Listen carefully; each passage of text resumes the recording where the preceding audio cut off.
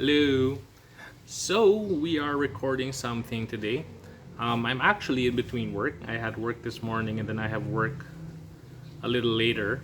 And since I have some free time, I decided to do another recording. So I never know when I'm gonna record. I just do it when I feel like it.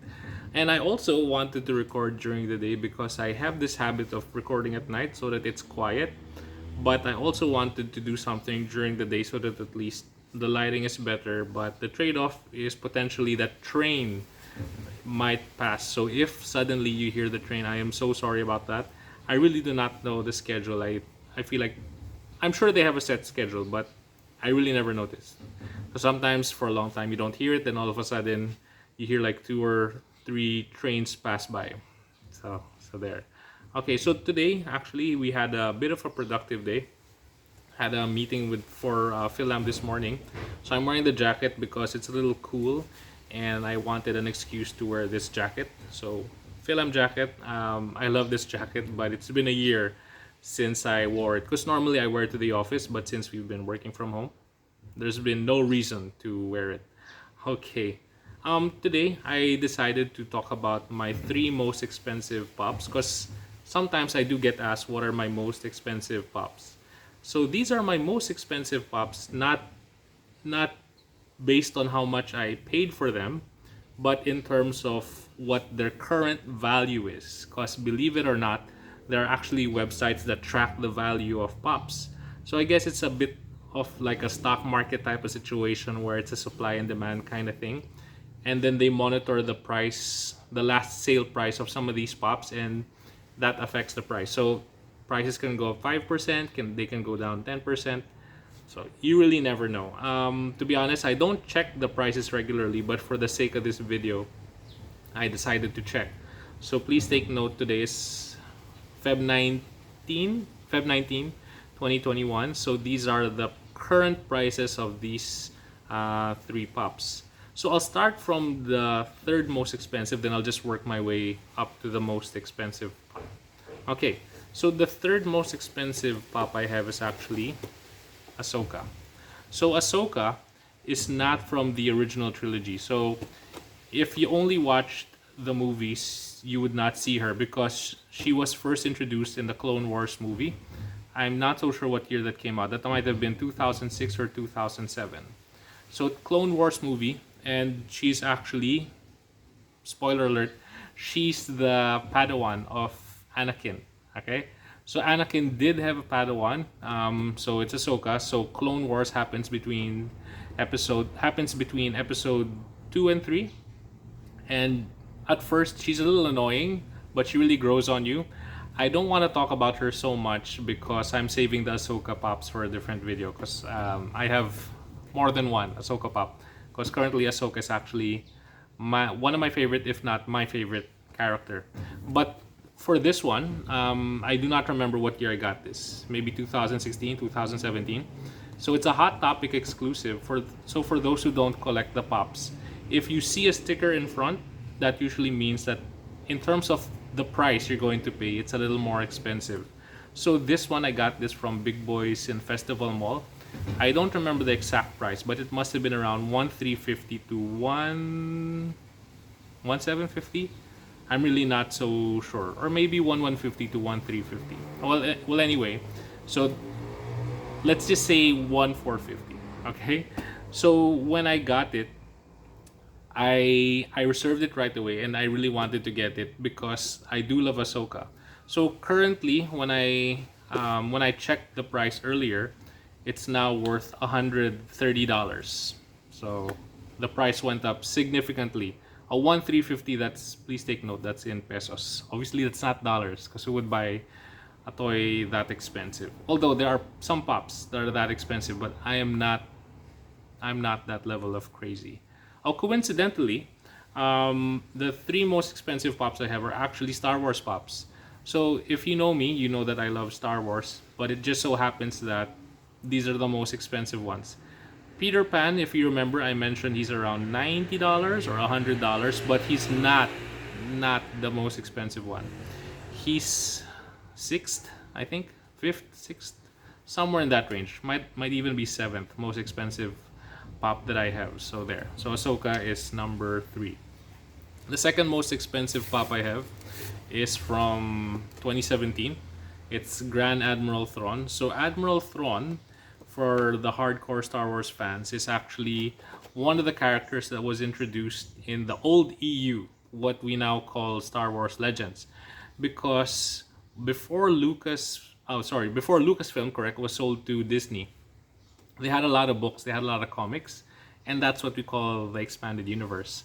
So when I was younger, I used to read a lot of the books. I read some of the comics, and I loved the expanded universe.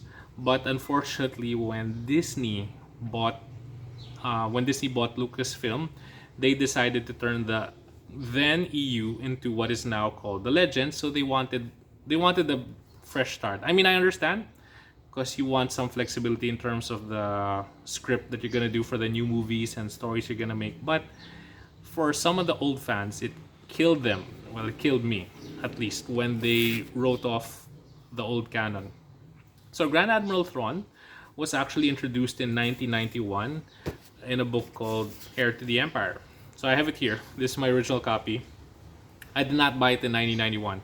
I bought this one in 1996, and I remember, I think it was in Glorieta, National Bookstore Glorieta.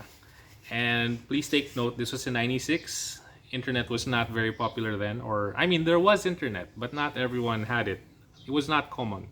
So what I remember, I was walking through the National Bookstore. We must have been buying school supplies or something. And then when I was walking, I remember I saw it at the bottom of the science fiction shelf. And what caught my attention was it said Star Wars, because I was already into the Star Wars original trilogy then. But since we didn't have internet, I did not know that there were Star Wars books. I did not know that there were Star Wars comics. I knew there were Star Wars games, but my knowledge was very, very limited. So this one, actually, I consider this to be the first novel that I've ever read. I mean, I've read some books, like I read Robin Hood, Three Musketeers, and those books, like the classic books. But this one was the first one, because it had a lot more pages, and the words were a lot smaller than those other books.